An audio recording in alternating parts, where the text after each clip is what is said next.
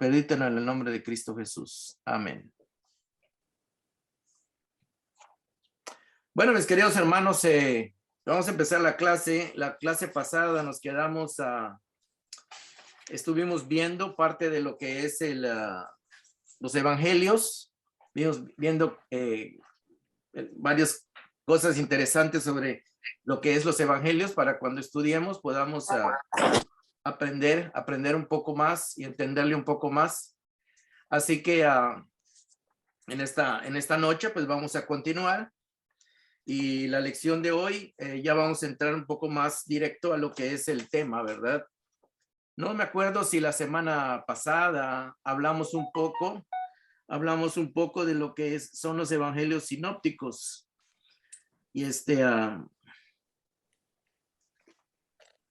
y de ahí estuvimos viendo de que los evangelios sinópticos se le llama sinópticos porque se le llama así a Mateo, a Marcos y a Lucas. Evangelios sinópticos. La palabra sinóptico quiere decir que tienen la misma visión. Tienen la misma visión.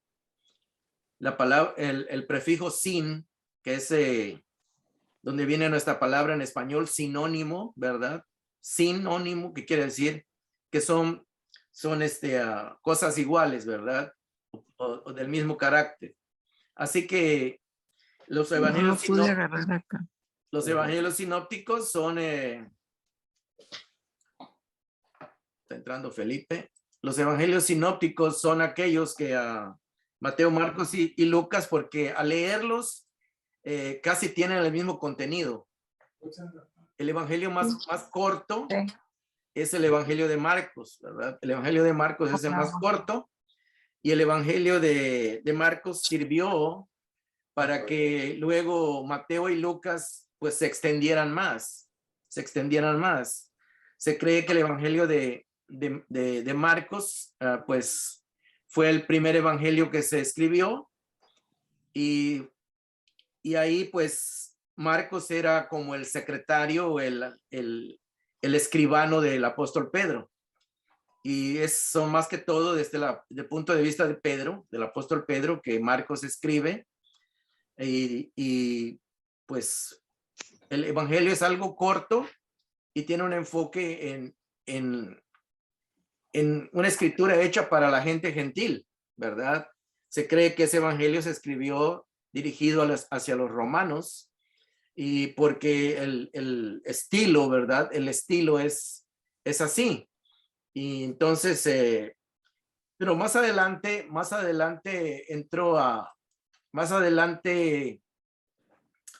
pues se vio la necesidad de que ese evangelio se fuera expandiendo porque estaba un poco reducido. Se vio la necesidad de poder empezar a tener más crecimiento. Las iglesias empezaron a crecer en Europa, ¿verdad? En todo lo que es Asia, Grecia, Roma, todos esos lugares. Entonces necesitaban tener algo más explícito, ¿verdad? Porque todo antes era oral, ¿verdad? Todo se daba a través de las cosas que escucharon los primeros apóstoles, sobre todo Pedro, ¿verdad? Así que empezamos a ver eso, de que Marcos fue el primer evangelio y ya la iglesia empezó a necesitar un material donde pudieran usarlo como tener algo no solamente de palabras, sino ya algo escrito, ¿verdad? Para que así se pudiera enseñar a las siguientes generaciones. Entonces, alrededor del año, podríamos decir desde que murió Jesús, o desde que nació Jesús hasta que él murió, todo fue algo oral, verbal. Jesús predicaba. Ya después que él se fue, se cree que alrededor del año 60, entre el 50 y el 60, se escribió el Evangelio de Marcos, entre el 50 y el 60. Y luego, 87, 62. A ver, parece que cierra tu micrófono, Eunice. Perdón. Entonces, el, Es que no sé. Ah, mira, ok. el Evangelio de Marcos sirvió de base, ¿verdad? Y alrededor del año, después del año 70, se cree que se escribió el Evangelio de Mateo. Después del año 70, o sea, cuando Mateo vio que se cumplieron las profecías del Señor Jesús, porque Jesús dijo que el templo no iba a quedar piedra sobre piedra. Y en efecto, el año 70, los romanos entraron y conquistaron Jerusalén, destruyeron Jerusalén, ¿verdad? Y se cree de que como en el templo había mucho oro, cuando se quemó, pues el oro se fue entre las piedras, ¿verdad? Entre las ranuras. Entonces había que derribar piedra sobre piedra para sacar el oro, ¿verdad? Así que el templo quedó totalmente destruido, ¿verdad? Quedó totalmente destruido y ahí Mateo empieza a escribir ya de una forma ya más organizada su evangelio. Se cree que desde luego que hubieron personas que le ayudaron, ¿verdad? Porque porque el evangelio está bien redactado, ¿verdad? Está bien hecho como para que ese evangelio sirviera para las nuevas iglesias tener un material donde ellos pudieran aprender y no solamente esperar a que alguien viniera, un predicador viniera y les explicara, ¿no? Entonces el evangelio de Mateo fue un evangelio bastante importante que se escribió. Algunas cosas, hermanos, algunas cosas que sobresalen en el evangelio de Mateo es que Mateo fue un recaudador de impuestos, que en otras partes se le menciona como Leví, ¿verdad? Como Leví. Leví viene del nombre ustedes se recuerdan de un hijo de Jacob que se llamó Leví, ¿verdad? De donde viene la tribu de los sacerdotes, la tribu de Leví. Entonces ese nombre era de Mateo también, ¿verdad? También, hermanos, Mateo fue un recaudador de impuestos que vivió en Capernaum, ahí donde también eran los pescadores, Pedro, Juan, Andrés y Jacobo, ¿verdad? Entonces se cree que esos 5 discípulos eran de Capernaum, que era el lugar donde Jesús tenía su casa o su centro de operación, ¿verdad? Capernaum. Entonces es un pueblo que está junto al lago de Genezaret o el mar de Galilea, ¿verdad?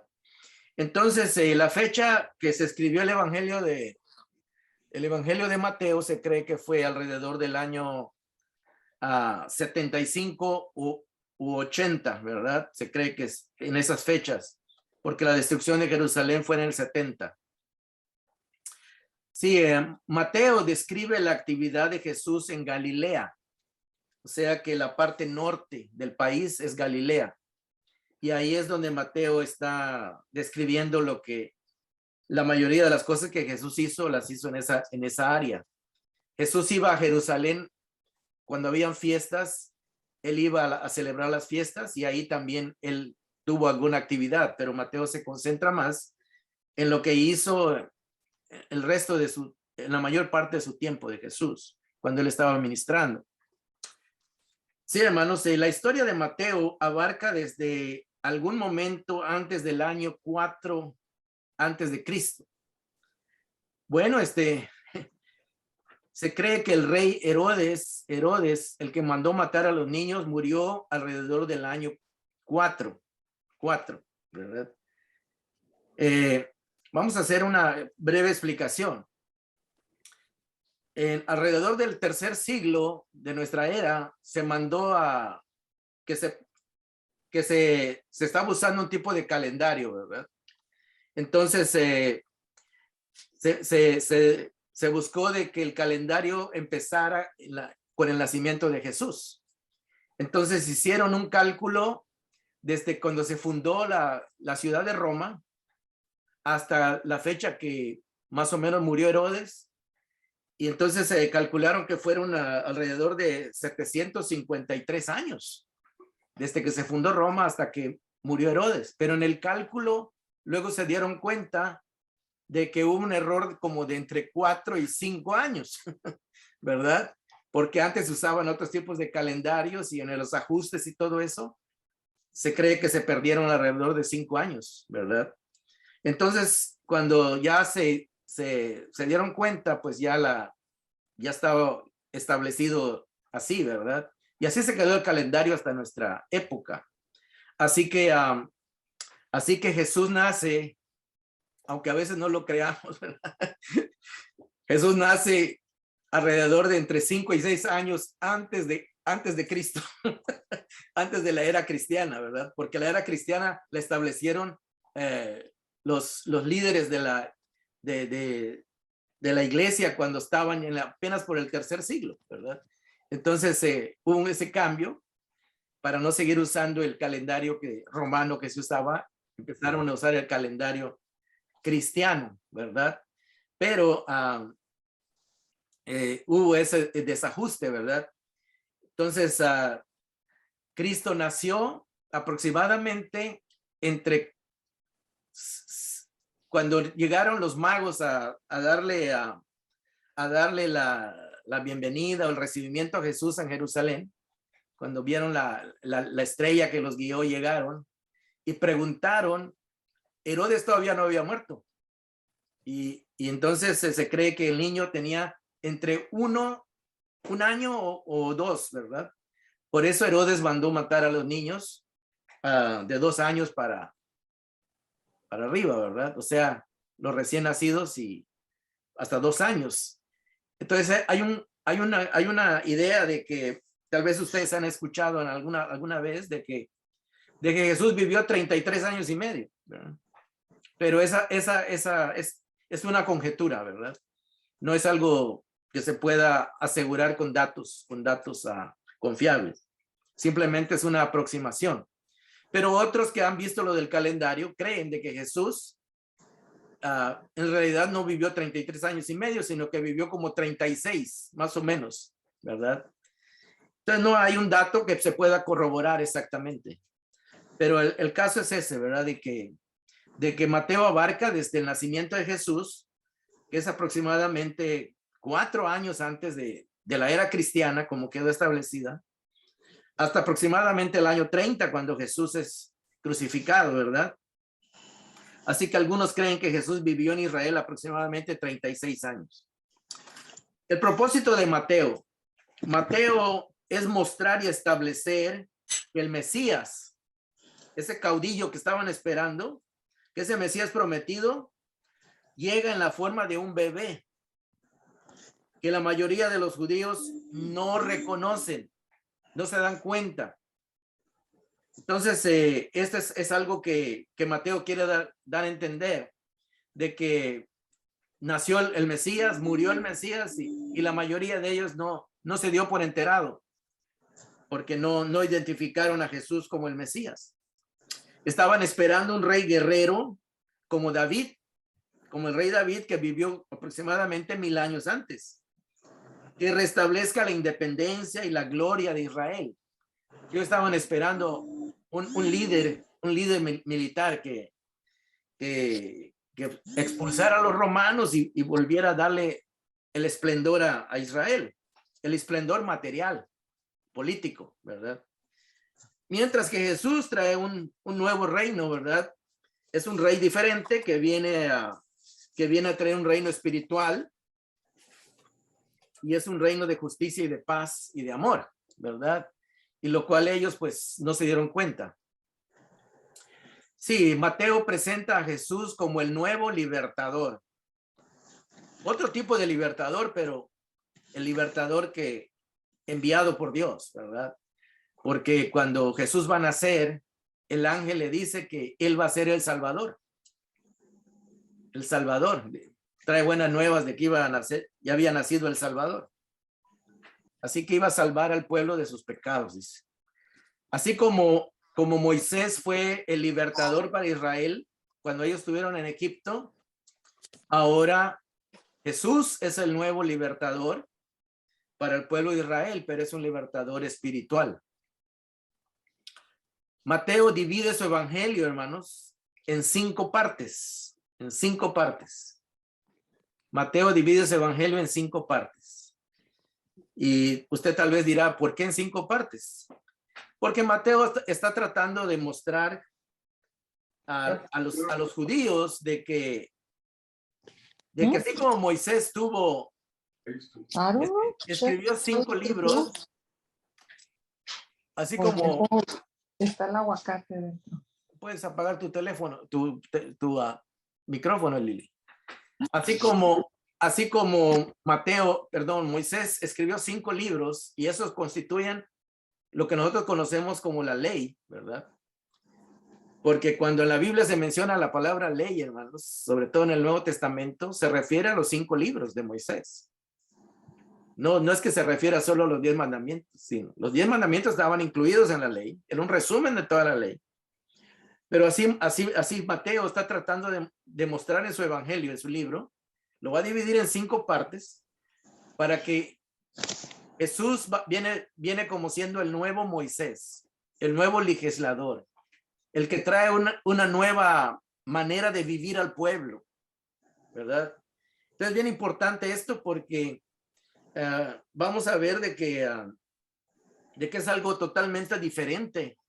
Aunque sí usa las bases del Antiguo Testamento, pero Jesús le trae una nueva proyección al mensaje de la palabra de Dios.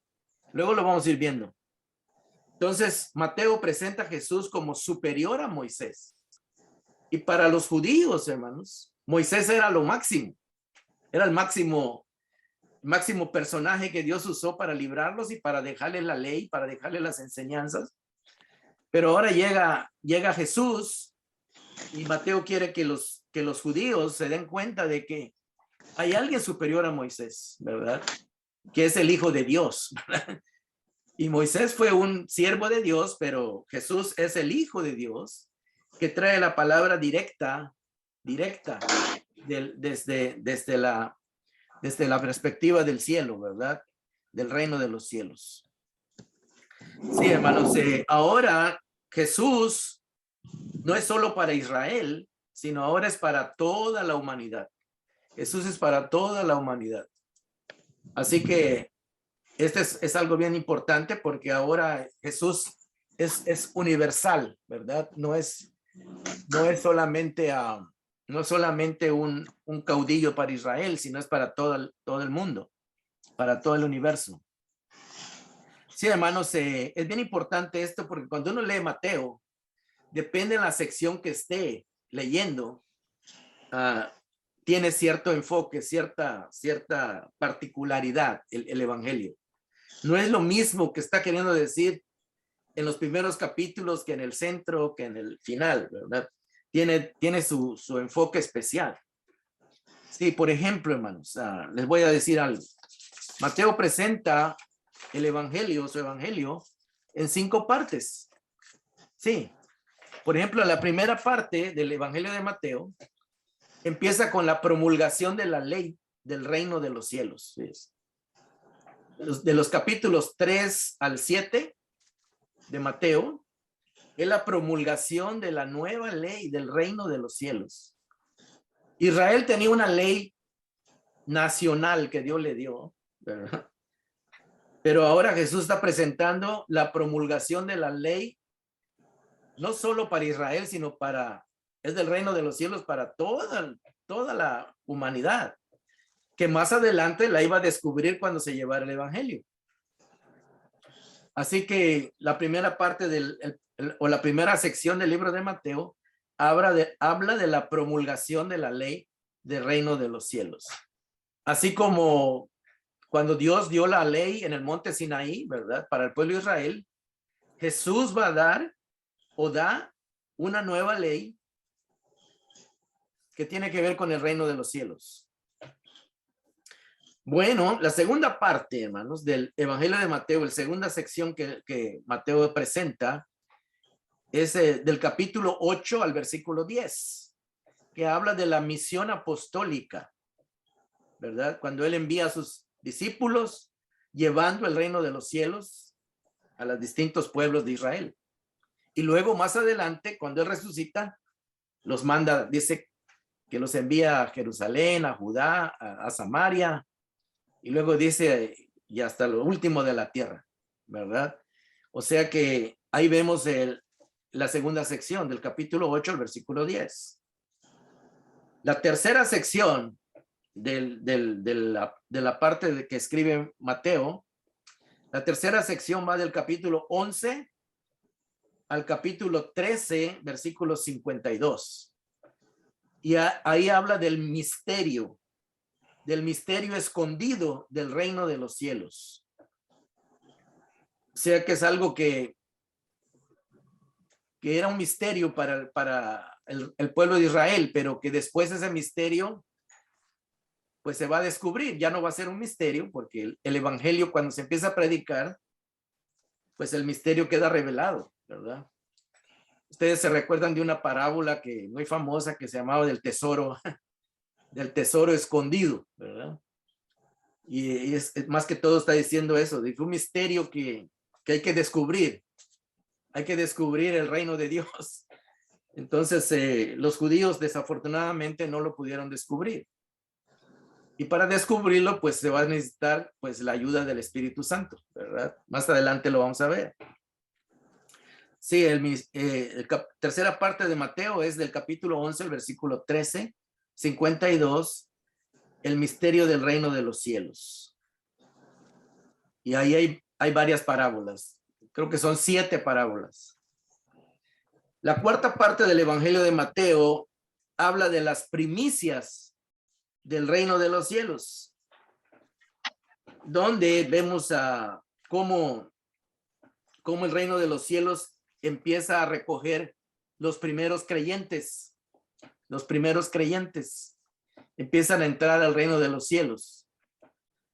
Ustedes se recuerdan que Jesús dijo que para entrar al reino de los cielos había que ser como niños, ¿verdad? Como niños. Y entonces, si uno no es como niño, no puede entrar al reino de los cielos. Pero hay que entender qué quiere decir eso, ¿verdad? Más adelante lo vamos a ver cuando veamos las parábolas. Que hay que ser humilde, que hay que ser una persona que hace un lado su orgullo, ¿verdad? Una persona que se deja enseñar. Eso quiere decir como niño, ¿verdad? Una persona que no tiene malicia en el sentido de que no duda de la palabra de Dios. Hay varios aspectos que vamos a ver. Y la última parte del Evangelio de Mateo es la llegada próxima del reino de los cielos. La llegada próxima del reino de los cielos. Es la parte que abarca desde el capítulo 19 hasta el capítulo 25 de Mateo, donde podemos ver cómo hay el reino se va a expandir, el reino va a crecer, ¿verdad? Nace el nuevo Israel. En la última parte se menciona de que los apóstoles salen, ¿verdad? Van a salir a llevar el evangelio del nuevo pueblo de Dios. Israel deja de ser el pueblo de Dios porque no quisieron. Ellos habían sido escogidos, pero no lo quisieron. Y Pablo allá en Romanos dice, ya que ustedes desechan este privilegio, me voy a los gentiles, dijo. Voy a los gentiles, voy a ir a un pueblo que realmente va a querer recibir el reino. Y cuando decimos que desecha al pueblo de Israel, pues es que el pueblo de Israel pues fue un pueblo duro que no quiso, ¿verdad? El hermano Ochoa predicaba el domingo, ¿verdad? Que Jesús lloró sobre Jerusalén, ¿se acuerdan?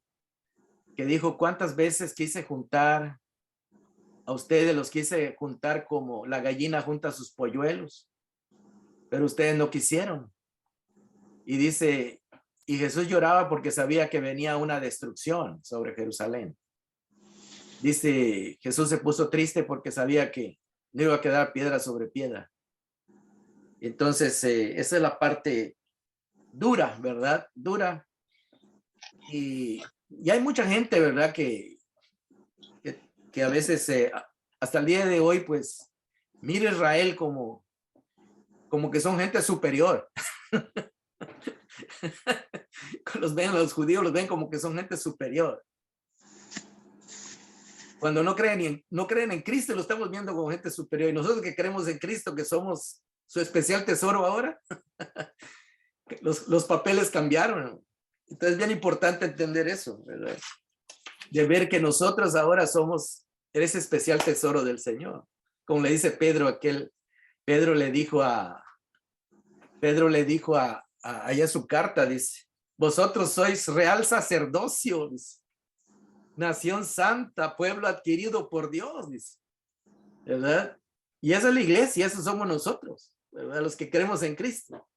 Y los judíos dejaron ese privilegio, no lo quisieron, lo despreciaron.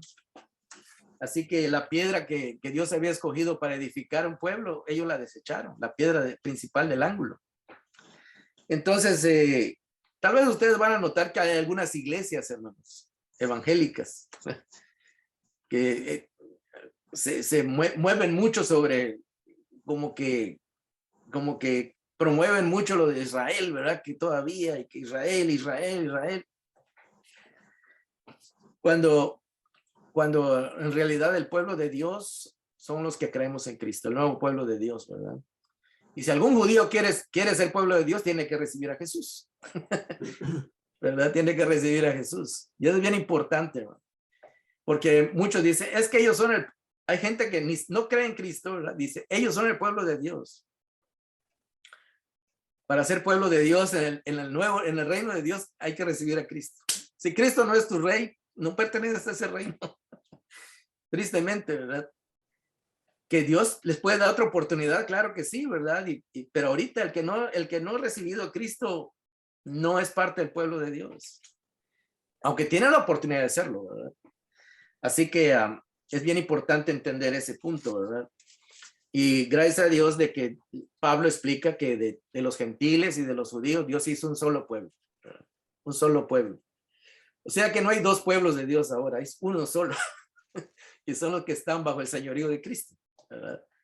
¿Verdad? Entonces bien importante esa parte, ¿verdad? Para considerarla. Bueno, vamos a abrir el texto en Mateo capítulo 1. ¿Cómo vamos con el tiempo? Mateo capítulo 1. Todavía nos queda un rato. ¿Tiene sus Biblias ahí? Mateo capítulo 1. Mateo va a empezar en el versículo 1 de Mateo. Dice, tabla. Yo tengo la versión nueva internacional, pero cualquier versión es buena, hermanos. Porque dice lo mismo. En otras palabras, pero dice lo mismo. Tabla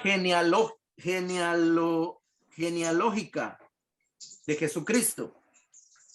Mateo va a presentar, hermanos, a estos cristianos judíos para que ellos sigan con esta enseñanza.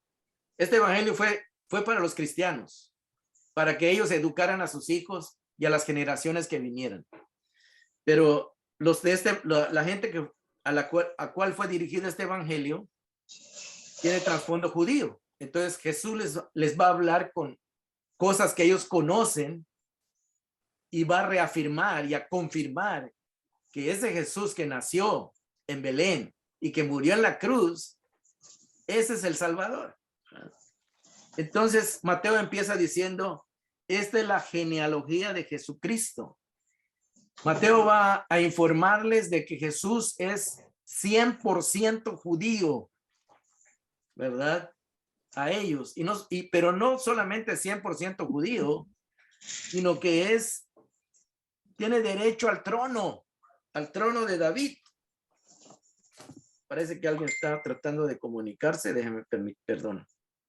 Al trono de David. Bueno, vamos a dejarlo hasta ahí. Teléfono. Y aquí Mateo usa una peculiaridad, hermanos. Para los judíos, cualquier cosa que quieras decir, necesitas tener 2 o 3 testigos. ¿Ves?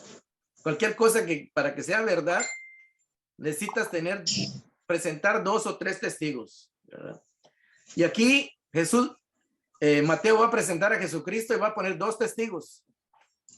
¿Se dieron cuenta? Pone a Abraham y pone a David. Y luego Abraham, ¿quién es Abraham? El padre de la nación judía.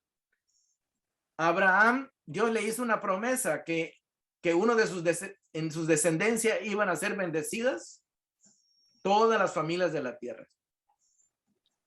Y a David también le dio una promesa, que de su linaje iba a venir el Mesías. Entonces, todo eso, hermanos, los judíos lo sabían. Y cuando Mateo presenta a Jesucristo como descendiente de Abraham, está diciendo que Abraham es el padre de todos ellos y Jesucristo es parte de ese linaje. Y el segundo testigo que pone es David, que fue el rey más grande de Israel, al que Dios le hizo la promesa. O sea que Jesucristo es descendiente de estos dos personajes súper importantes en la cultura judía. Entonces,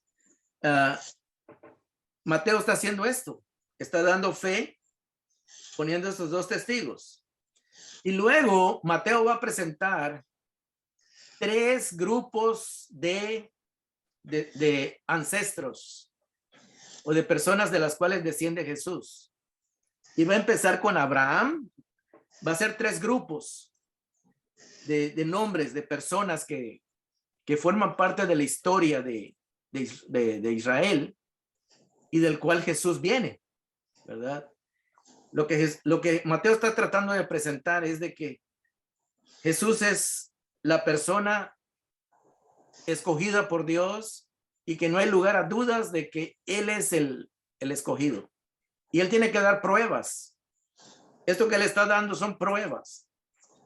Y luego hace un primer grupo de nombres que empieza en el versículo 3 de Abraham y luego termina hasta el versículo 6 donde dice Isaí, padre del rey David. Isaí. Termina hasta con David, ¿verdad? Es el primer grupo. El segundo grupo que presenta es del versículo 6 hasta el versículo 11 de David, hasta cuando regresan de la deportación, cuando los judíos fueron llevados a Babilonia. Ponen nombres de personas que fueron reales y que fueron ancestros de Jesús. Y luego del versículo 12 al versículo 16 pone otro grupo de 14. Este Mateo escoge tres grupos de 14. Y usted dirá, bueno, ¿y por qué?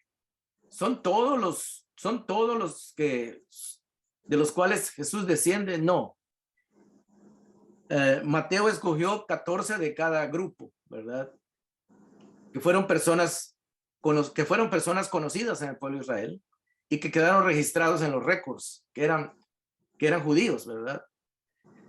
Pero lo importante de que Mateo está tratando de presentar, está tratando de presentar tres grupos que acuérdense que es importante 2 o 3 testigos. Estos son 3 grupos que están siendo testigos de que Jesús desciende de Abraham, desciende de David y llega hasta José y María, ¿verdad? Que también son descendientes de David. ¿Y por qué escogió 14 nombres en cada grupo? Bueno, los estudiosos de la Biblia dicen de que los rabinos judíos tenían por costumbre usar a veces las letras como números. Por ejemplo, la primera letra, la segunda letra, la primera letra del alfabeto hebreo era el número 1, la segunda letra el número 2 y así. Y en el nombre de David, la D es la cuarta letra del hebreo, del alfabeto hebreo. David es la cuarta letra. La B es la sexta letra. Y luego la otra D es la cuarta, es la otra vez la 4. Entonces, 4, 6 y 4 hacen 14. Y todo eso equivale al nombre de David. Como diciendo Mateo, yo le voy a comprobar que es descendiente de David y se los presenta 3 veces con estas listas, 3 listas. que equivalen a 14, 14, 14, 3 veces el nombre de David, como para comprobarles de que es exactamente el plan de Dios, ¿verdad? Entonces, primero les presenta 2 personas, luego les presenta 3 grupos de personas que terminan con el número 14. El número 14 es bien importante para los hebreos múltiplos. Los hebreos usaban mucho los números para transmitir un mensaje. Y el 14 representa 2 veces 7. El 7 para ellos es el perfecto, ¿verdad? Entonces aquí el 14 es un múltiplo de 7, ¿verdad? Entonces todo eso, que Mateo está usando la manera que los hebreos entienden las escrituras con nombres, con números, con ¿cómo se dice? Con testigos. En este caso, él lo está haciendo así para que no quede lugar a dudas que el personaje del cual Mateo va a hablar es heredero al trono. Es heredero al trono. Por Abraham, por David y por todos los descendientes que ya presentó. O sea que, como diciendo, no hay lugar a dudas. O sea, un judío se va a dar cuenta de que, uy, ¿cómo? Coincidencia. Pero algo bien importante sucede aquí, hermanos. En el último grupo de personas, en el versículo 16, va a hablar de una mujer. Y en el modo de entender de los judíos, nada más se registraban a los hombres en el registro de los parientes, que a las mujeres no las tomaban en cuenta. Fíjense cómo era la cosa ahí. O sea que siempre usaban el nombre del hombre. Era una sociedad machista, ¿verdad? Como la de ahora. Como ahora nosotros llevamos el apellido no de la mamá, sino del papá, ¿verdad? Así es más o menos. Era una sociedad que se regía por ese orden, ¿verdad? Y hasta el día de hoy, pues, los niños que tienen a su papá, pues llevan primero el apellido del papá, ¿verdad? Y aquí en Estados Unidos ni se usa el de la mamá, desaparece. Porque es parte de esa cultura, pero en la cultura de ellos así era el nombre del papá. Pero en el versículo 4, al versículo 5, Mateo va a poner el nombre de 4 mujeres. 4 mujeres. Y para la cultura judía eso no era muy común.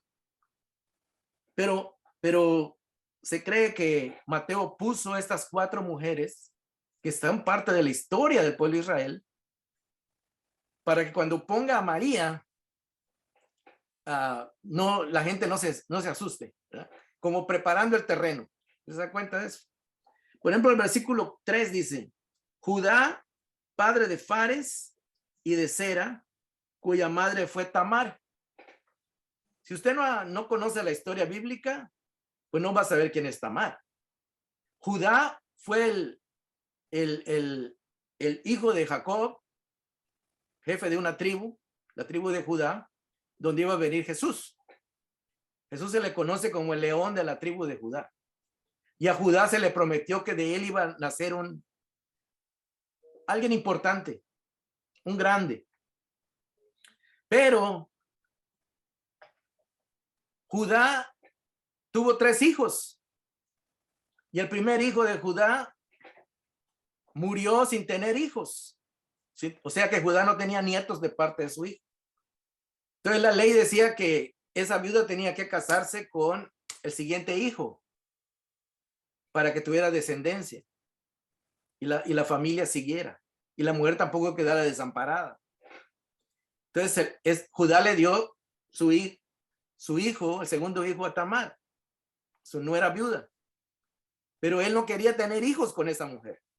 Entonces, no quería. Entonces, la mujer se quejó con Judá y le dijo: ¿sabes qué? No, pues el hijo que me diste no quiere tener hijos conmigo. Entonces, y el otro hijo que seguía estaba muy joven, estaba muy muchachito todavía. No se lo podía dar. Y luego, pues, creció el muchacho y Judá se hizo el tonto, porque el hijo más chico tampoco quería casarse con ella. pues pobre Tamar nadie la quería, ¿verdad? Entonces Tamar se las ingenió, ¿verdad? Se disfrazó de prostituta, fíjense. Y en una oportunidad tuvo relaciones con su suegro, con Judá. Fíjense. Y si usted lee la historia, está en Génesis creo 38 por allá. Y ese momento Judá no tenía con qué pagarle. Entonces le dejó su bastón, que era un bastón que lleva el nombre, ¿verdad? Entonces cuando Judá regresó, ella ya no estaba. Y cuando ella se alivió, tuvo gemelos. Fíjense, tuvo gemelos. Por eso aquí los nombres que salen aquí, Judá, padre de Fares y de Zera. Pero cuando dice padre, en realidad era su papá, pero también era su abuelo al mismo tiempo, porque se casó con la esposa, no se casó, sino tuvo relaciones con la esposa de su hijo que había muerto. Entonces, esta mujer Tamar, gracias a esa acción, de uno de esos hijos viene Jesús. Fíjese cómo es la cosa. ¿Se da cuenta de cómo está el rollo? Si esa mujer hubiese quedado sola, la línea donde venía Jesús se hubiese interrumpido. Pero Dios usa las cosas, ¿verdad? No estamos diciendo que fue bueno lo que hizo, pero al ella buscar la manera de tener hijos, porque en aquella época no había seguro social, ni había pensión, no había nada de eso. Dependían de sus hijos. Entonces, esa mujer, Dios le hizo justicia. Y le dio no solamente un hijo varón, le dio 2 hijos varones. Y en uno de ellos viene Jesús. Y la cosa no para ahí. Porque de uno de esos descendientes sigue la línea. Y luego llega el versículo 5, donde dice que Salmón, padre de Boz, cuya madre fue Rahab. ¿Ustedes se recuerdan de Rahab? ¿Quién era? La de Jericó. Sí. ¿Se acuerdan a qué se dedicaba? Rahab tenía un título universitario, ¿verdad? Estaba graduada en ramería, ¿verdad? Bueno, se le conocía como Rahab la ramera. Ahí se metieron los espías, ¿se acuerdan? Sí. Bueno, esa mujer, gracias por ayudar a los espías, pidió misericordia que no la mataran.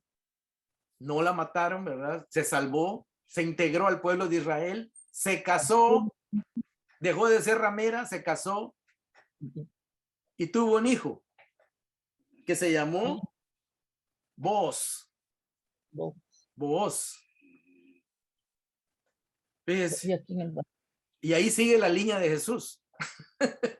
Si no fuera por esta Rahab, la línea de Jesús se hubiese interrumpido. ¿Verdad? Y puede ser que la gente la mira, era una mujer de mala reputación, ¿verdad? Y luego esta mujer, Rahab, se casa con Boaz. No, perdón. Rahab tiene un hijo que se llama Boaz. Y Boaz se casa con otra mujer que no era judía, que era Ruth, que era una moabita. ¿Se acuerdan que hubo una época que hubo mucha hambre en Israel? Entonces esta mujer Noemí se fue con sus hijos y su nuera a Moab. Y ahí se murió el esposo de Noemí y se murieron los 2 hijos de ella y se quedaron las 3 mujeres solas, viudas. Y Noemí decide regresar a Israel y Ruth la acompaña. Tu Dios será mi Dios, ¿se acuerdan de esa historia? Sí. Llegan bien pobres a Israel. No tenían ni qué comer, no tenían hombre que las mantuviera. Y ella empieza a ir a recoger espigas a los campos de trigo y de cebada. Y ahí conoce a Boaz. Y Boaz se casa con ella. ¿Ves? Y Boaz era un hombre de dinero. Tenía sus campos. Y esta mujer originalmente no era judía, ¿verdad? Y hasta ahí, pues vemos tres mujeres que están en la historia de Jesús que no eran, bueno, la primera sí era judía, pero pues se metió con su suegro, que era su suegro, tuvo hijos. Luego está Rahab, luego está Ruth. Y en el siguiente bloque va a aparecer David, que tiene un hijo con aquella mujer con la que pecó, ¿verdad? ¿Se recuerdan del incidente que tuvo cuando vio a una mujer que estaba bañando? ¿Sí se recuerdan ese incidente? Sí, con Betsabé, ¿verdad? Betsabé, sí. Uh-huh. Y que su primer hijo murió. Uh-huh. Dios castigó a David, pero el primer hijo murió. Pero el siguiente hijo fue Salomón. Y Salomón llegó a ser el rey de Israel. Y ahí sigue la línea de donde venía Jesús, de esas personas. Y ya luego en el último grupo, Mateo va a hablar de María, ¿verdad? Y la historia que va a presentar, pues, como que va a estar un poco así media, no muy fácil de digerir, ¿verdad? Porque nosotros conocemos la historia de María, que quedó embarazada del Espíritu Santo. Única vez en la historia de la humanidad que una mujer queda embarazada del Espíritu Santo. Algo que difícil de creer, como dice aquí el programa, ¿verdad? Difícil de creer.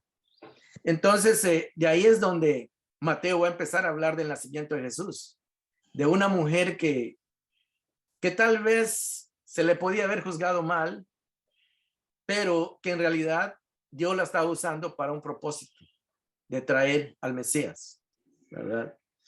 Entonces, el versículo 17 dice, Mateo 1:17, así que hubo un total de 14 generaciones desde Abraham hasta David. 14, ahí está el número, que esa palabra 14 viene de las 3 letras de David.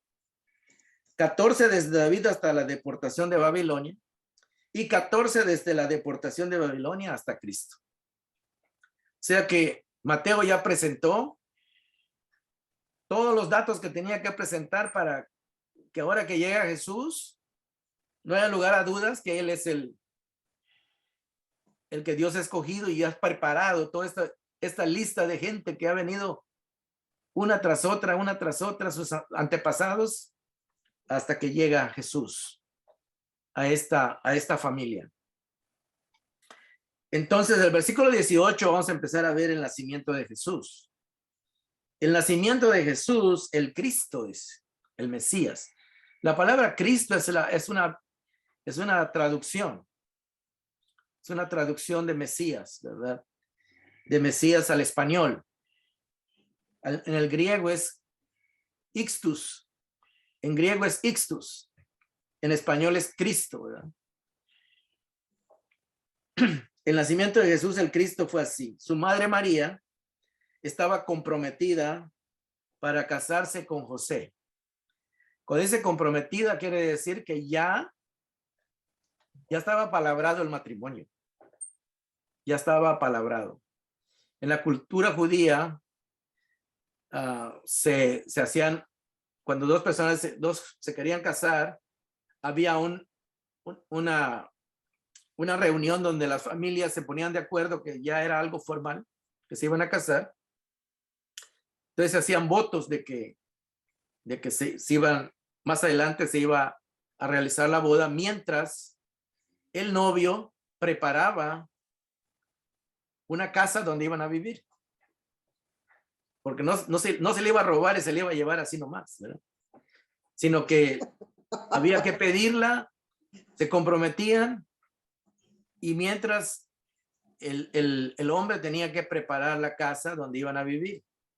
Generalmente se la llevaba a la casa del papá y ahí agregaban otro cuarto, ¿verdad? Donde iban a vivir ellos, en fin. Pero mientras pasaba todo esto, estaban comprometidos, ¿verdad? Entonces, por eso dice que María estaba comprometida para casarse con José. Ya estaba palabrado, ya estaba hecho el compromiso. Pero antes de unirse a él, o sea, antes de que ya fueran marido y mujer, resultó que estaba encinta. por obra del Espíritu Santo.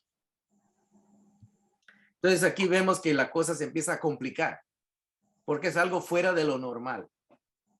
Algo fuera de lo normal. Verso 19. Como José, su esposo, era un hombre justo. Lo llama esposo, aunque todavía no tenían relaciones, pero ya tenían el compromiso hecho. Y cuando José se dio cuenta, como José su esposo era un hombre justo y no quería exponer la vergüenza pública, José se pudo haber actuado de una manera legal. Hubiese dicho, no, pues esta está embarazada, ya violó el contrato que teníamos, el acuerdo, ya se entregó a otro hombre, o que cualquiera hubiese puesto esa excusa, ¿verdad? Pero, y el asunto es que María iba a quedar como una mujer adúltera, como una mujer que desvergonzada, ¿verdad? Y eso iba a quedar marcado en su vida como una mujer no decente, ¿verdad? Entonces, pero José no quería que ella le quedara de esa forma, porque él como que dice, es algo muy feo que le va a pasar. Aunque él pensaba que la había engañado, pero dice, pues no tengo el corazón como para hacerle que a ella le pase algo feo, ¿verdad? Entonces dice que resolvió divorciarse de ella en secreto. O sea que tal vez él pensó ir a hablar con sus papás, con su familia y hacerlo nada más de una manera bien así entre familia, ¿verdad? Que hasta ahí llegó la cosa y ya había pensado hacer eso. Versículo 20, pero cuando él estaba considerando hacerlo, se le apareció en sueños un ángel del Señor y le dijo, fíjese que las palabras del ángel son bien importantes. Primero le dice José, le habla por su nombre personal, ¿verdad? O sea, no fue lo que él escuchó y vio en este sueño, no fue algo donde él no estaba seguro, sino que las palabras son bien claras. Le dice José, le llama por su nombre, como diciendo, te estoy hablando a ti. Tú eres esta persona. José le dice. Y luego lo identifica como hijo de David. Fíjese. José, hijo de David. O sea que en el pueblo de Israel no a cualquiera se le podía decir hijo de David. Si no era descendiente de David, no se le podía decir. Le podían decir hijo de Benjamín o hijo de Zabulón o hijo de Judá o hijo de cualquier tribu, ¿verdad? Pero en este caso, hijo de David. Le está diciendo, tú eres de familia real. Tú eres heredero de David. No temas recibir a María por esposa, porque ella ha concebido por obra del Espíritu Santo. O sea, si él tenía dudas que algún hombre había intervenido ahí, el ángel está diciendo, mira, no es ningún hombre. Ella no te ha engañado con ningún hombre. Al contrario, Dios la ha escogido y es el Espíritu Santo que ha hecho una actividad en ella especial. Y luego dice, dará a luz y hasta le dice que va a ser varón. El ángel le dice, va a ser varón. Yo no sé a las hermanas, ustedes que han tenido hijos, a los cuántos meses se puede saber que si va a ser niño o niña. Como a los 6 meses, ¿no? Ya Pero eran- aquí no, ya le 4 dijo, meses. le dice directamente el ángel, va a ser varón. Le dice. Y es que no había ultrasonido en aquella época, ¿verdad? Va a ser varón, le dice. Y luego le dice, va a dar a luz un hijo y le pondrás por nombre. Cuando dice le pondrás por nombre, le está diciendo, Aún a los hijos nada más le podían poner nombre los papás. Y sobre todo el papá escogía el nombre de los hijos. A veces la mamá lo convencía, pero el papá era el que decía ante la autoridad, porque acuérdense que en aquella cultura las mujeres no tenían mucho, no se les daba mucho valor, ¿verdad? Entonces, lo que el papá decidiera, esa era la última palabra en la familia. Entonces, cuando le dice, tú le vas a poner el nombre, como diciendo, ese va a ser tu hijo, lo vas a reconocer, le dice. El ángel está diciendo, tú lo vas a reconocer, lo vas a presentar para que cuando le pidan el nombre, cuando digan cómo se va a llamar, tú vas a decir cómo se va a llamar. O sea que el ángel lo está como diciendo, tú vas a ser su padre. Es fruto del Espíritu Santo, pero tú vas a ser, le dice el ángel. O sea, como que lo está comprometiendo, le está diciendo que él va a hacer algo, va a tomar un rol o un papel que aunque él no lo había pensado, Dios ya lo había pensado. Y el ángel se lo está comunicando. Esto es decisión de Dios, le dice el ángel. O sea que si tú no quieres, pues claro que no lo iba a forzar, pero como que le está dando a entender de que esto va a ser una responsabilidad para ti, le digo. Y tú le vas a poner el nombre. Y cuando pongas el nombre, dice, le pondrás por nombre Jesús. Claro que el nombre original en el idioma es Yeshua o Yeshua, ¿verdad? Muchos discuten cómo se pronuncia. Pero ya sea Yeshua o Yeshua, ¿verdad? Quiere decir Dios salva, ¿verdad? Dios salva. Entonces, ese es el nombre.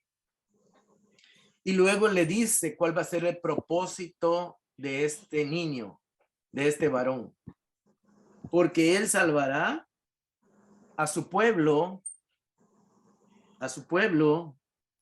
de sus pecados. Bueno, uno puede decir, bueno, está hablando de que Jesús iba a salvar al pueblo de Israel porque ese era su pueblo en la carne.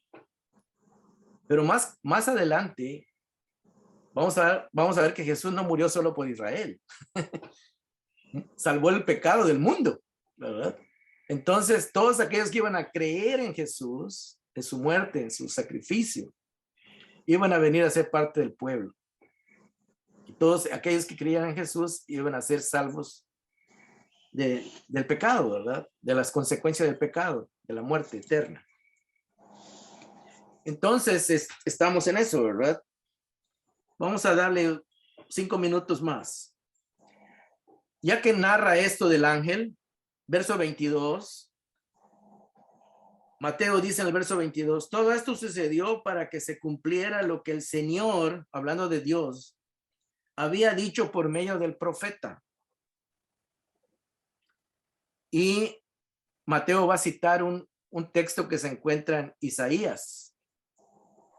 En Isaías capítulo 7, verso 14, que no vamos a ver. Dice, todo esto sucedió para que se cumpliera lo que el Señor había dicho por medio del profeta. Usted le puede poner entre paréntesis, profeta Isaías, donde dice que la Virgen concebirá y dará a luz un hijo y lo llamarán Emmanuel, que significa Dios con nosotros. Pero está hablando de ese Dios que salva. Dios con nosotros, ¿verdad? Fíjense, hermanos, de que Mateo menciona 57 veces en su evangelio profecías que Jesús cumplió. 57 cosas. O sea que no fue algo así de casualidad, una o dos, ¿verdad? Son 57 cosas que Mateo va a mencionar y se va a referir de que Jesús cumplió, ¿verdad? Como para que no quede lugar a dudas. Uno de los propósitos de Mateo usa mucho la palabra cumplir, para que se cumpla, para que se cumpla. Mateo usa 12 veces esta frase, para que se cumpla. Y también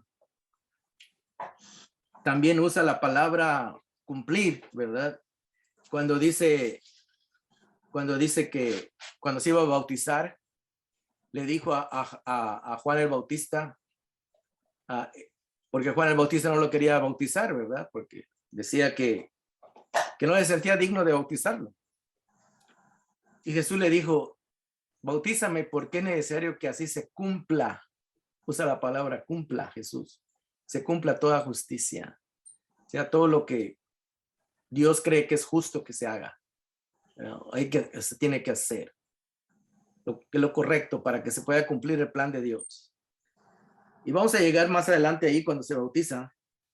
Pero, y también en otra parte, Jesús dice, yo no vine a anular o abrogar la ley, sino vine a cumplirla, ¿verdad? Vine a cumplir todo lo que se escribió de mí en los 5 libros de Moisés. Entonces, es bien importante entender eso, ¿verdad? Que Jesús vino a cumplir lo que ya estaba predicho, ¿verdad? Las promesas que se le hicieron a Abraham, que están en el libro de Moisés, las promesas que se le hicieron a Judá, que de él iban a ser un gobernante, ¿verdad? Y en fin, hay muchos pasajes que están en la ley. Cuando digo la ley, se refiere a los 5 libros de Moisés. Así que muchos, cuando lleguemos ahí vamos a ver esa parte, ¿verdad? Cuando Jesús dice, yo no he venido a abrogar la ley, se refiere a dejar sin cumplir, a dejar en el aire o ignorar lo que se dijo de mí en los 5 libros, en la ley. Y mucha gente no sabe, piensa que está refiriendo a los mandamientos, pero no está refiriendo a eso, sino está refiriendo a lo que se dijo de él. Y él lo vino a cumplir. Entonces, a veces no, como la gente no sabe, pues a veces no lo sabe interpretar. Entonces, verso 20 dice, 24, cuando José se despertó, hizo lo que el ángel del Señor le había mandado. Fíjese que Mateo dice, eso que le dijo el ángel no fue una sugerencia.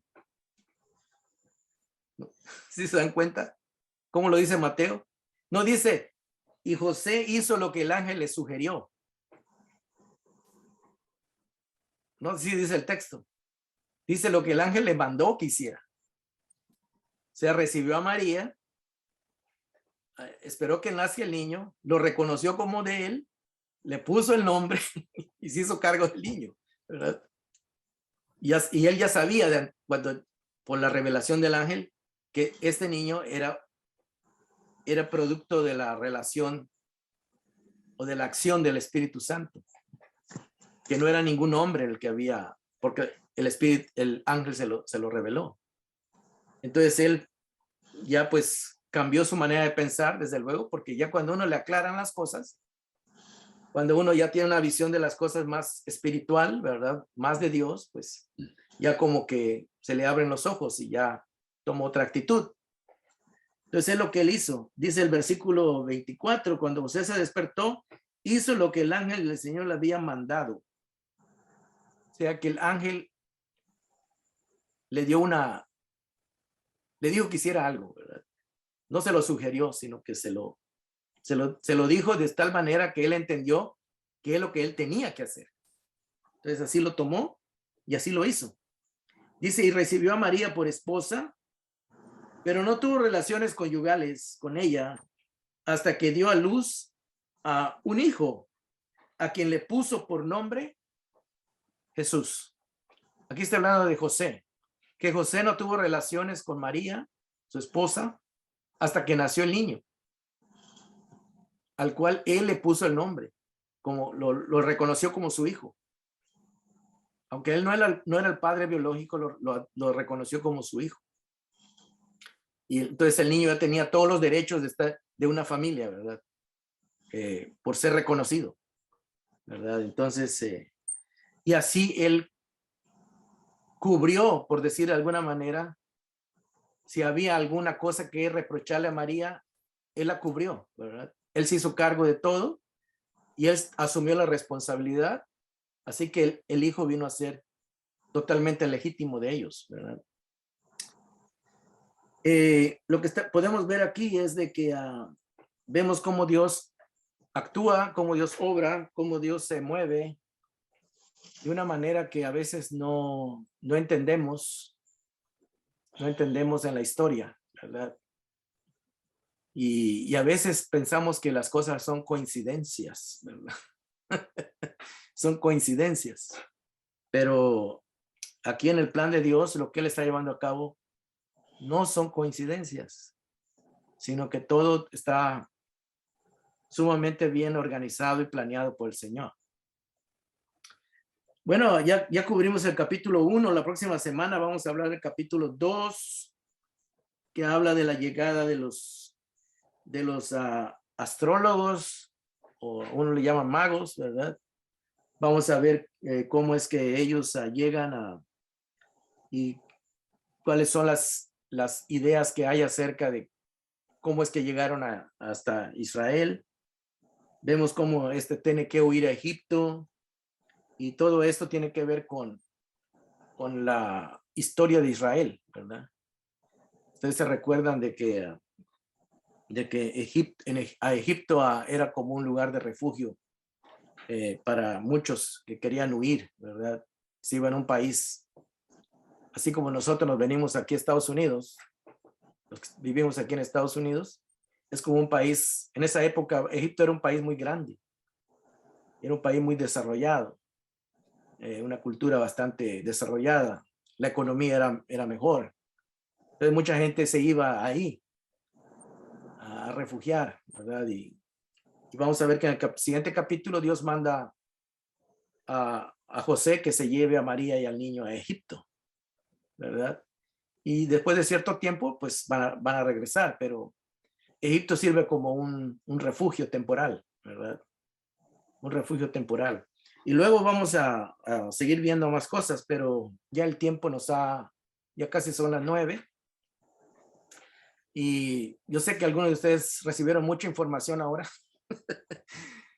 Pero ya más adelante, ya en la siguiente clase ya vamos a poder interactuar un poco más, ¿verdad? Para que ustedes, todo esto que estudiamos hoy, la próxima semana, ustedes van a poder decirnos qué piensan, cómo es que vieron esto, y cómo es que ahora en nuestros tiempos, ¿será que Dios actúa o ha dejado de intervenir en la historia Dios? ¿Qué piensan ustedes?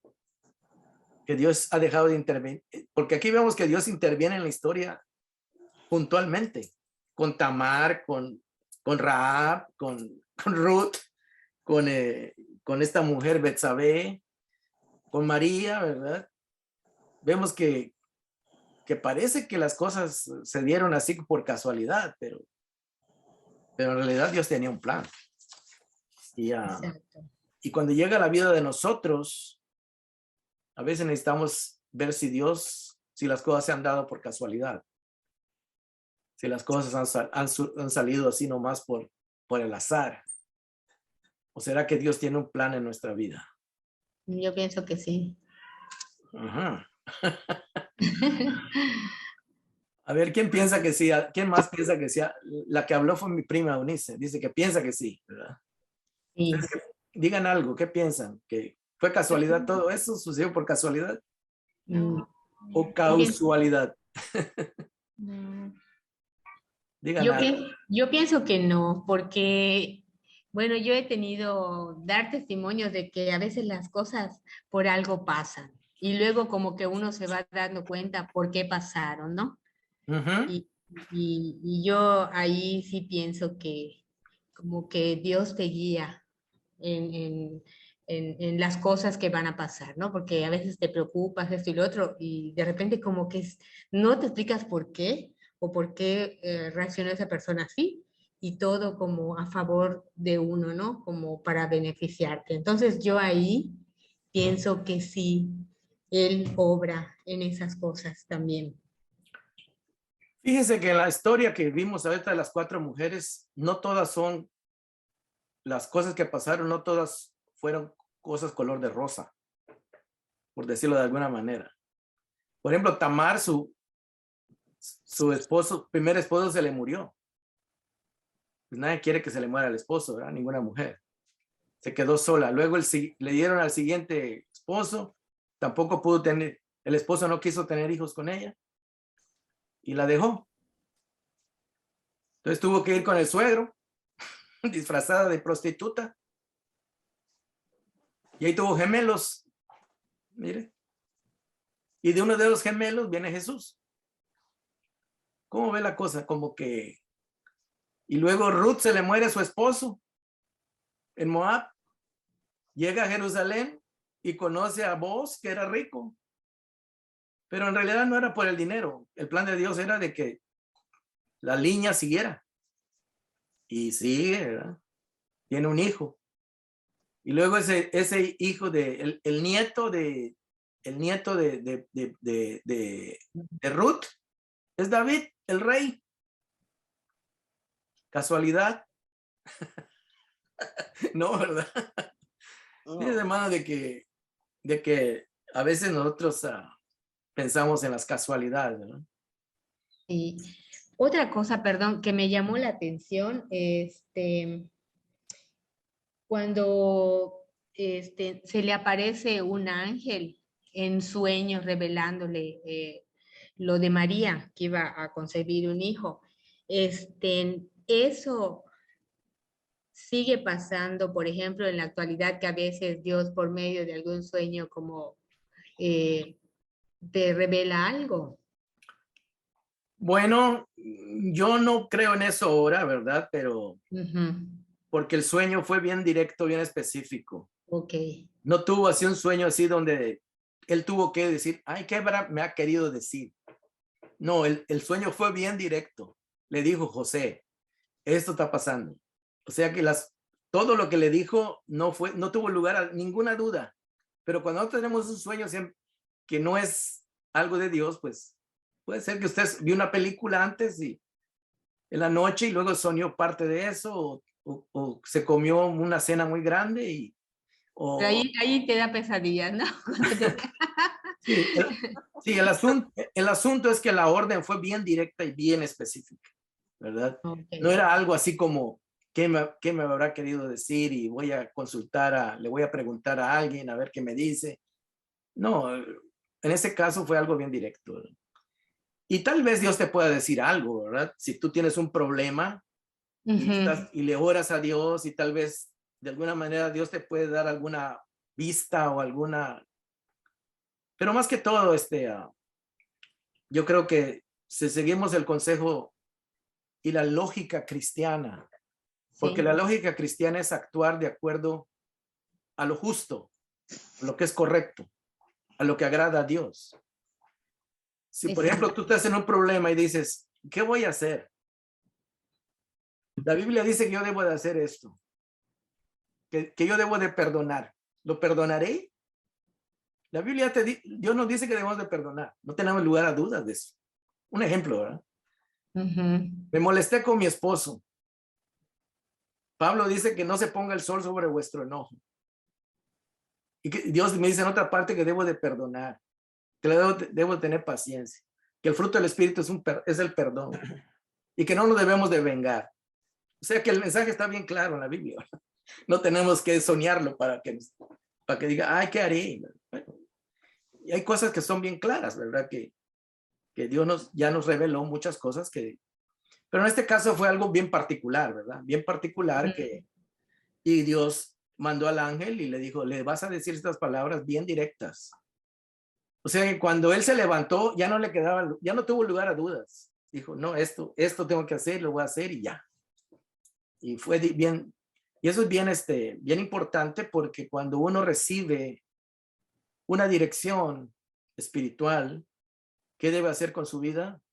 La debe de seguir, ¿verdad? ¿Por qué? Porque uno dice, ¿cuál será la voluntad de Dios? Pues la voluntad de Dios, la mayoría de ello ya está escrito en la palabra.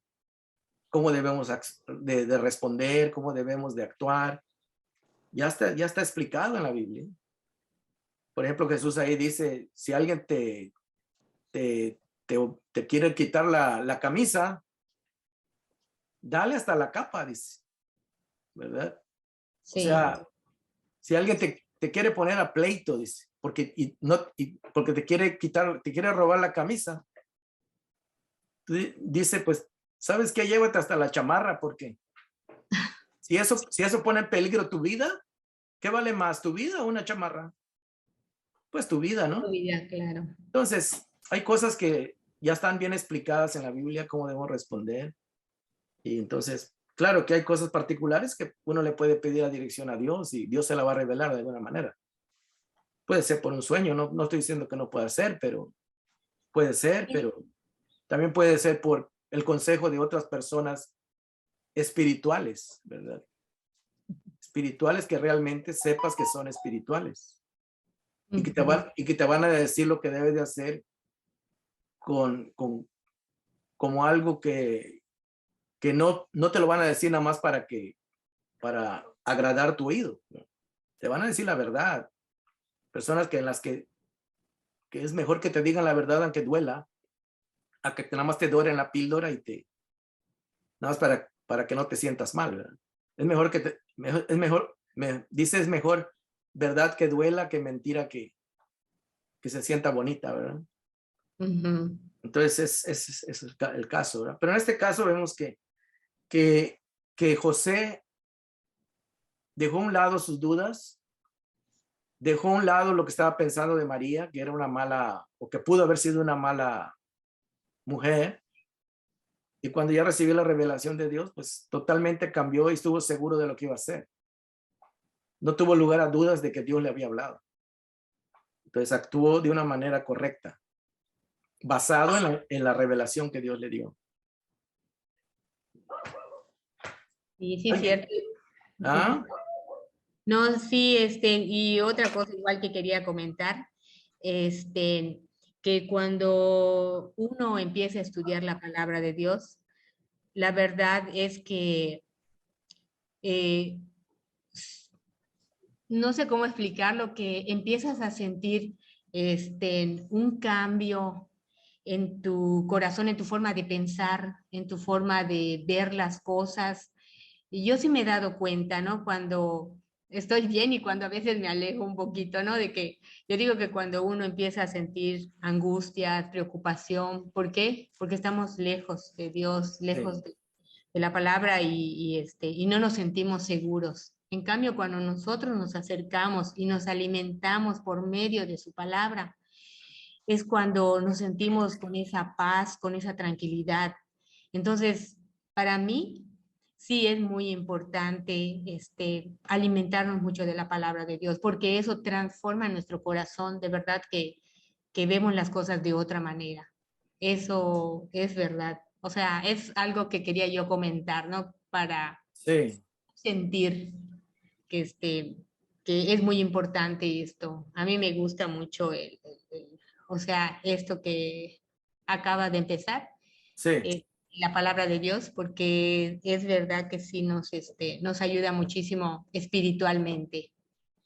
sí. También hay situaciones donde Hermano la... Escalante, Sí, hermano Ochoa. yo me tengo que retirar. Está bien, ¿Eh? hermano. Una Gracias. bendición para todos, hermanos. Gusto de estar con ustedes. Saludos Sí, de gracias. Igualmente, igualmente. Gracias, hermano. Dios lo bendiciones. bendiga, pastor. Amén. Bendiciones. Ándele. Sí. Sí, a veces hay situaciones donde la cosa no se puede resolver favorablemente. Entonces, también hay que tomar una decisión, ¿verdad? Y a veces hay cosas que cuando una persona es abusada, cuando una persona es maltratada, y a veces mejor que termine una relación porque la relación no es buena, no es sana. Entonces, y hay bases para eso, ¿verdad? Entonces es bien importante que uno reciba consejo, dirección de personas espirituales que conocen la palabra de Dios para tomar una decisión. A veces las decisiones no son fáciles, hay decisiones que no son fáciles, ¿verdad? Pero a veces se tienen que tomar decisiones que son difíciles, que duelen, pero ni modo, ¿verdad? A veces ese capítulo hay que cerrarlo y buscar que Dios le ayude para comenzar una nueva etapa en la vida, ¿verdad? Como dicen, no todas las situaciones van a terminar, ¿cómo se dice? Se van a resolver de la mejor manera. Y Dios lo sabe, ¿verdad? Por eso Dios es un Dios que nos ayuda siempre a buscar una solución sana, mejor a cualquier cosa. Pero en este caso, el de José, vemos que él fue un hombre obediente, se hizo responsable de un hijo que no era de él, directamente, lo tomó como para él, porque Dios se lo hizo ver, que él iba a honrar a Dios cuidando a ese niño, porque tenía un buen propósito, es el plan de Dios. Entonces José lo asumió como una responsabilidad que él debería tomar y la tomó.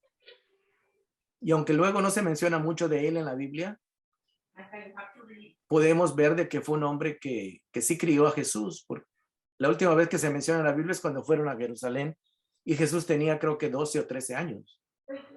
Y cuando él se extravía de la caravana y de la gente, hasta ahí aparece José, al menos esos 12, 13 años fue su papá. No sabemos si cuando se murió, si estaba vivo cuando Jesús fue a la cruz, no dice nada de eso. Pero sea como sea, mientras él estuvo vivo, él fue responsable y Dios, Dios valoró mucho su obediencia, ¿verdad? Porque Dios valora mucho la obediencia.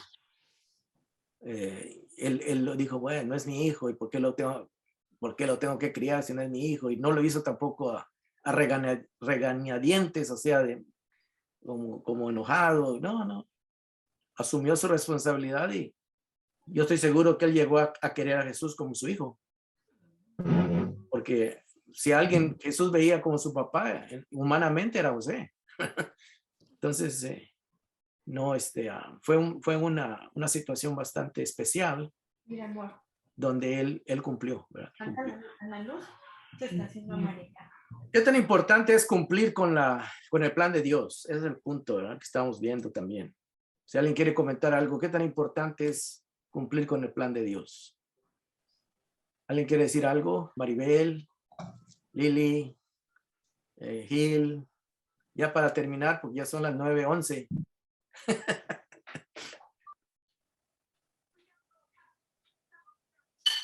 ¿Cómo se siente usted cómo se sientan ustedes cuando obedecen a Dios? Aunque no sea algo placentero, pero lo obedecen.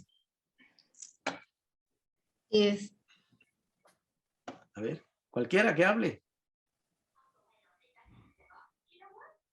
Bueno, yo pienso que lo importante, lo que a veces decimos nosotros, estamos cumpliendo en la iglesia, no, o sea, no así somos realmente salvos nosotros, sino que más bien lo que Dios quiere es que estar en Cristo, estar en Él más que en cualquier otra cosa, sino como estar de corazón. Uh-huh. Eso es lo que yo pienso. Ok. Sí, porque a veces nos decimos nosotros ya cumplimos con eso, ya cumplimos lo otro, y como que estamos en lo correcto, pero no tanto, bueno, sí es lo correcto, pero aparte, hacer las cosas, lo que quiere Dios es como transformar tu corazón. Eso. Más que todo. ¿Ustedes creen que el hecho de vivir o criar un hijo como lo crió José transformó su corazón? Amén. Por supuesto. Por supuesto. Sí. Porque él creyó. Sí, él creyó. O sea, Él obedeció a Dios primero, ¿verdad? Exacto. Y él salió ganando. Exacto. ¿Se imagina que qué hombre no le hubiese gustado criar a Jesús como su papá? Una bendición, ¿no? Así es. Un regalo de Dios. Ver que Dios lo escogió para eso. Y a veces uno pues no se da cuenta de que Dios nos ha escogido a veces para algo y a veces no queremos, ¿verdad? Como que nos rehusamos, ¿verdad? Como si, ay, ¿por qué yo? ¿Verdad? ¿Y por qué yo? Mejor ver el lado bueno. Exacto. Porque Creo que Dios ese es el error de nosotros, de que a veces, en lugar de que veamos lo bueno, sí, ve uno lo malo, cuando en realidad debemos como que ver siempre lo mejor de las cosas. Sí, a veces nuestro egocentrismo centrados en nosotros no nos deja ver eso, ¿no? Exacto. Pero sí, cuando uno hace un lado eso, pues va a ser de bendición porque es el plan de Dios. Exacto. Y eso es lo que hace la palabra de Dios. Que no, que las cosas las veas bonitas, las veas de otra manera, como que las veas con amor y no como cuando nos molestamos por cualquier cosa, que a veces cualquier cosita te molesta, ¿no? Sino que ya empieza a entrar como que, no sé cómo decirlo, que lo bonito de la palabra de Dios, ahí se refleja en uno mismo, en tus acciones, en lo que haces. Bueno, si alguien más no quiere comentar o le da pena comentar, usted nada más puede abrir su micrófono y puede comentar. ¿Sí, hermano Gil? ¿Sí me escucha, hermano? Sí, le escuchamos. Sí, amén. Sí, vemos aquí en la historia de José, ¿verdad? Cómo nos da un ejemplo de que lo importante es obedecer para nosotros ahora la palabra. Si no hay obediencia, hermano, no hay bendición. Porque es bueno reflexionar, yo creo, cada semana con estas lecciones, porque las bendiciones están en la obediencia. Y tenemos años en la iglesia congregándonos y a la hora de la hora no queremos obedecer. Por ejemplo, usted mencionó que el capítulo 7 dice, pues hay que perdonar, de Mateo. Sí. Es algo tan claro que en la realidad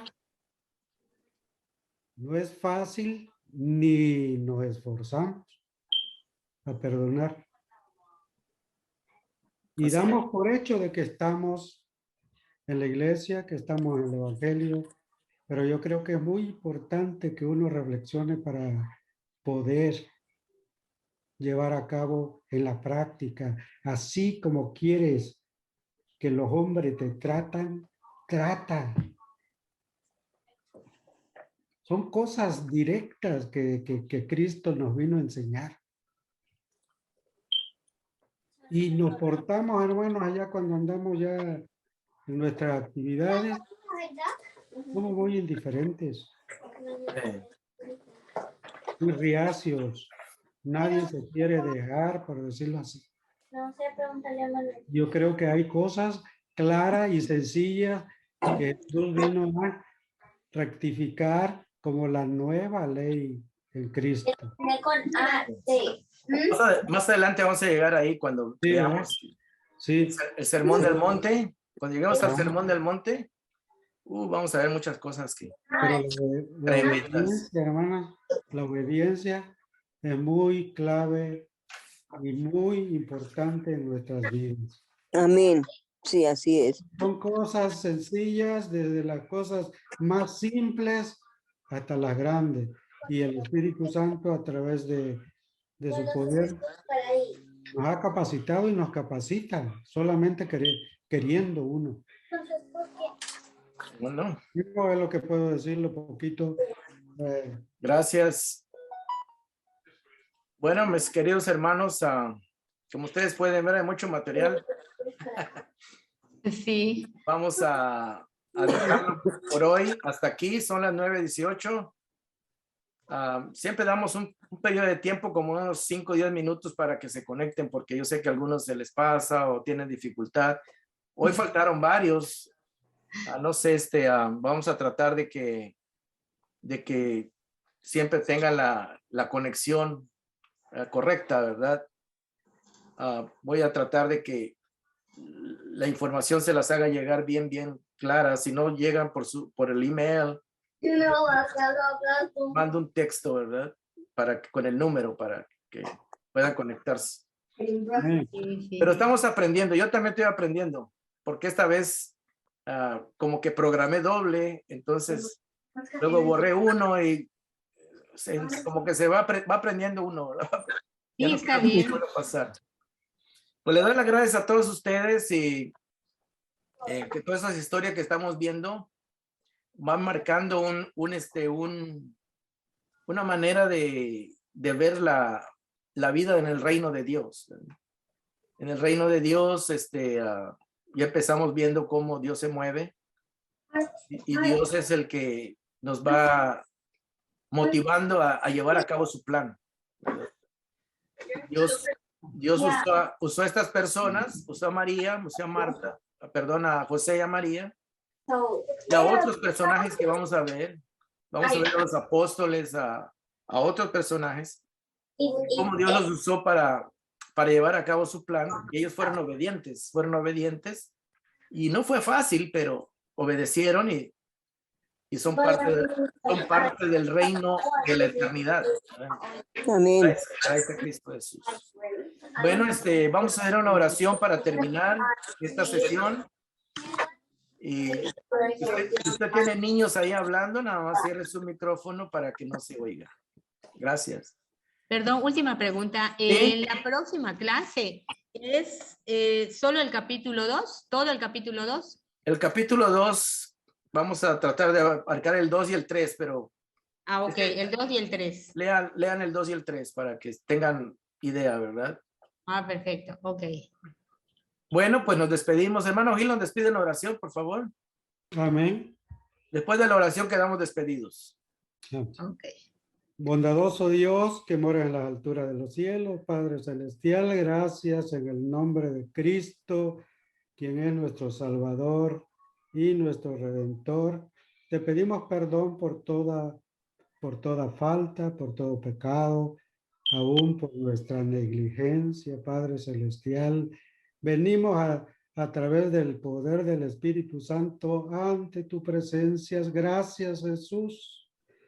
Gracias, Cristo, por darnos la oportunidad, Señor, de reflexionar a través de este estudio de parte de nuestro hermano Escalante, Señor, a través del poder del Espíritu Santo y su bienestar.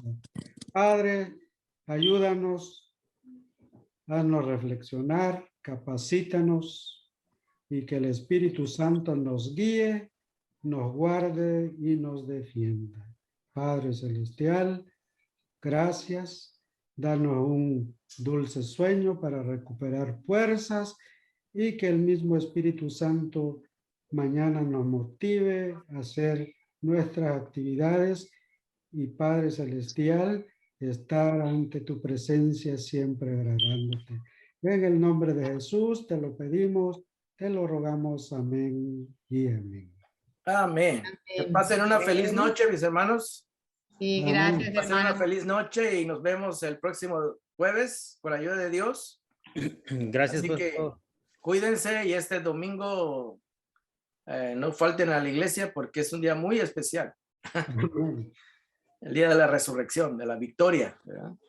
Amén. Que el Señor los bendiga, ¿eh? Saludos. Amén, pastor. Buenas Feliz noches. noche. Dios No, lo buenas bendiga, noches. Dios lo guarde. Ándele. Amor, amén. Nos vemos. Feliz noche. Bueno. Dios lo bendiga, pastor. Muchas